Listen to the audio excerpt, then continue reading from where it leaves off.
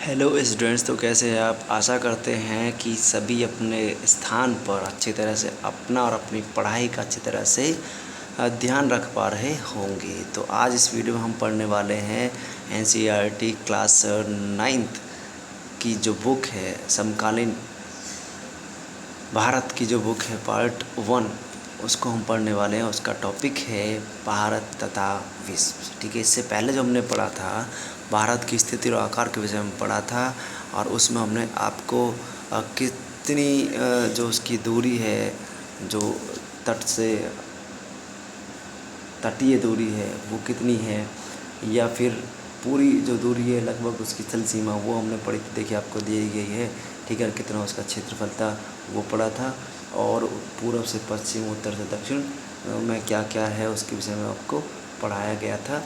ठीक है, इससे पहले मैं आपको एक बात ये और समझा देता हूँ कि यहाँ गुजरात से अरुणाचल प्रदेश तक के स्थानीय समय में 2 घंटे का अंतर होता है। ये टॉपिक थोड़ा सा रह गया था, और यह मैं आपको अभी जल्दी से समझा देता हूँ, फिर हम चलते हैं आगे। ठीक है, तो गुजरात से और अरुणाचल के बीच में 2 घंटे का अंतर होता है, और उसको हम देशांतर में लेते हैं। देखिए टोटल देशांतर जो होते हैं वो 360 में ऐसे डिवाइड होते हैं।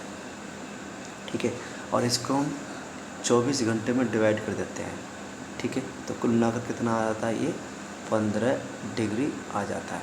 तो हम कह सकते हैं 1 घंटे में कितना 15 डिग्री हो जाता है।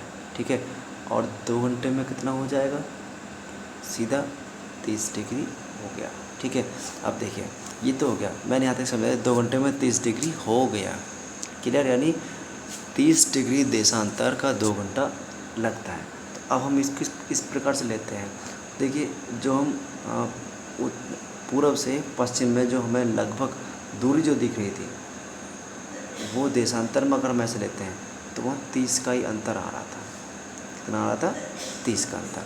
और अब मैंने आपको पढ़ाया 30 डिग्री में कितना बैठ रहा था, 2 घंटे बैठ रहे थे। ठीक है, इस प्रकार आप इसको कैलकुलेट भी कर सकते हैं कि गुजरात से अरुणाचल प्रदेश के स्थानीय समय में 2 घंटे का अंतर आता है। क्यों आता है, क्योंकि उनके बीच में जो देशांतर है दोनों के बीच में, उसमें 30 का अंतर है, और 15 डिग्री में क्या है, 1 घंटे का अंतर आ रहा है। तो 30 डिग्री में कितना आएगा, 2 घंटे का अंतर आएगा। ठीक है, बाकी ये पढ़ाई था भारत की मानक यमुनोत्तर कहाँ से गुजरती है। ठीक है, मिर्ज़ापुर से गुजरती है, और 82 डिग्री 30 मिनट को हम भारत की क्या कहते हैं, मानक यमुनोत्तर कहते हैं। मानक समय जो माना जाता है। बाकी जो विश्व की है वो जो है ना, वो इंग्लैंड में वहाँ ग्रीनविच स्थान है, वहाँ से मापी जाती है। ठीक है, चलिए अब हम चलते हैं आज के टॉपिक पर। ये टॉपिक उसमें रह गया था, इसलिए मैंने अभी आपको समझाया है। भारत और विश्व के विषय में चलते हैं। देखिए भारतीय भूखंड जो है एशिया महाद्वीप के पूर्व और पश्चिम मध्य में क्या है, स्थित है। तो बताया गया है भारतीय भूखंड का है, भूखंड कहाँ है, मतलब एशिया महाद्वीप के पूर्व और पश्चिम के मध्य में क्या है, स्थित है। ठीक, चलिए चलते हैं आगे। भारतीय भूभाग जो है एशिया महाद्वीप का दक्षिणी विस्तार है। हिंद महासागर जो कि पश्चिम में यूरोपीय देशों और पूर्वी एशियाई देशों को मिलाता है, भारत को केंद्रीय स्थिति प्रदान करता है। यानी हिंद महासागर की केंद्रीय स्थिति पर भारत स्थित है। ठीक है, और क्या करता है भाई, ये पूर्वी एशियाई देशों और यूरोपीय जो देश हैं पश्चिम में, ठीक है, उनकी केंद्रीय स्थिति में ये आता ही है।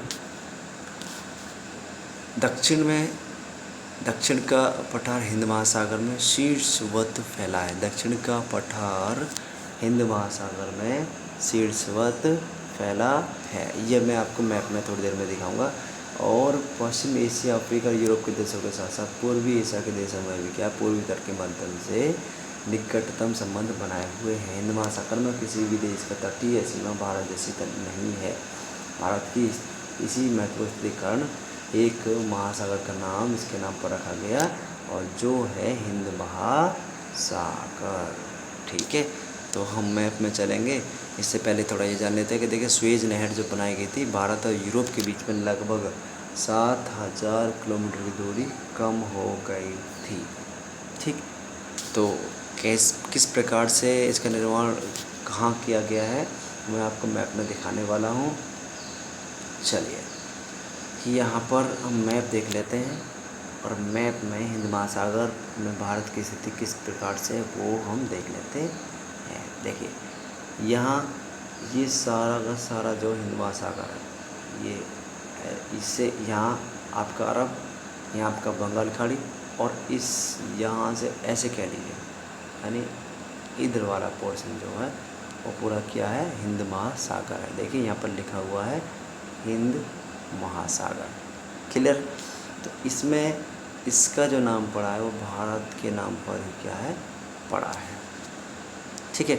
और इससे कई सारे देशों के हमारे संबंध बने रहते हैं, ठीक।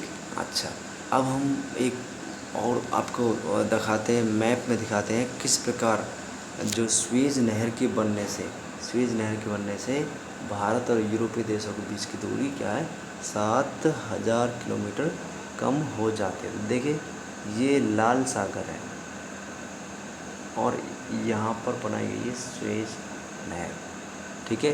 तो पहले क्या था, व्यापार जो होता था ऐसे हुआ करता था, इस प्रकार से, ठीक है। तो लेकिन अभी क्या व्यापार है वो इस प्रकार से होता है, यहाँ से सीधे लाल सागर में जाते हैं, लाल सागर यहाँ तक है ही, यहाँ तक ये क्लोज होता है। अब यहाँ बना देंगे स्वेज नहर, तो ये सीधे ही क्या है, लिंक कर जाता है इन देशों के लिए, ठीक है। समझ में आ गया ना, ये इस प्रकार से बताया गया है। अब यहाँ पर देखिए कुछ दिए गए हैं जो मानचित्र, इसमें जो डाटा दिया गया है उसमें दिए गए हैं 7 बड़े देश दिए गए हैं विश्व के, जिनका क्षेत्रफल बताया गया है किस किस का कितना है। देखिए रूस का है सबसे ज़्यादा 170.7 लाख वर्ग किलोमीटर। यहाँ भारत का कितना आता है 32.8, और 7वें नंबर पर है। दूसरे नंबर पर किसका था, कनाडा का। तीसरे पर संयुक्त राज्य अमेरिका का, चौथे पर चीन होता है, 5वें पर ब्राज़ील है, और छठे पर क्या है, ऑस्ट्रेलिया है। तो क्वेश्चन इस प्रकार से पूछ लिया जाता है कि विश्व के छठे सबसे बड़े देशों में कौन से देश का नाम आता है, ठीक है। 7वां हमारे देश का है और छठा किसका है, ऑस्ट्रेलिया का है, ठीक है। आई थिंक ये आपको समझ में आ गया होगा। चलिए आगे चलते हैं। तो हम पढ़ रहे थे किसके विषय में, भारत और विश्व, यानी विश्व से संबंधित हमने क्या है, भारत की स्थिति देख ली है। भारत का विश्व से पुराने देशों का संपर्क बहुत ही युगों पुराना है और समुद्र जलमार्ग अपेक्षा भूभागों से होकर के बहुत पुराना संबंध भारत का रहा है। उत्तरी पर्वतों के दर्रों से अनेक यात्री क्या प्राचीन काल भारत आए थे और समुद्री मार्ग बहुत समय तक ज्ञात नहीं थे, इसलिए सब लोग कहाँ जाते थे, उत्तरी पर्वत से, वहाँ के दर्रे जो थे, ठीक है। जम्मू कश्मीर और आप देखेंगे लद्दाख में, इनमें बहुत से दर्रे हैं जिनसे जो भारत में विदेशी लोग आया करते थे, क्योंकि समुद्री मार्ग जो था ना खोजा नहीं गया था। भाई देखिए हम बात करते हैं सिकंदर महान की, तो सिकंदर महान इधर से ही यानी उत्तरी भारत में ही उसने प्रवेश लिया था, क्योंकि समुद्री मार्ग आया था कब, 1498 ईसा पूर्व में आया, और क्या कहते हैं 1498 ईस्वी में, ईसा पूर्व में। देखिए ईस्वी और ईसा पूर्व में आपको समझा दे रहा हूँ, ये ईस्वी है, ठीक है, और यहाँ ईसा पूर्व है, ध्यान रखना, ठीक है। इनमें एक दीवार ऐसे बना लीजिए, तो इधर हम बैक जाते हैं तो ईसा पूर्व, यहाँ से आगे चलते हैं तो ईस्वी होती है। यहाँ 1498 ईस्वी की मैं बात कर रहा हूँ, ठीक है। और यहाँ हम बात करें सिकंदर महान की, तो वो इधर की बात है, 320 के आसपास में, 320 के आसपास में, ठीक है। तो इधर सिकंदर महान और इधर हम क्या कर रहे हैं, समुद्री मार्ग की जब खोज की गई थी, वास्को डी गामा जब आया था, ठीक है। तो इतनी जानकारी मैंने आपको यहाँ बताई। इन मार्गों से प्राचीन समय से विचार और वस्तुओं का क्या आदान प्रदान होता रहा था।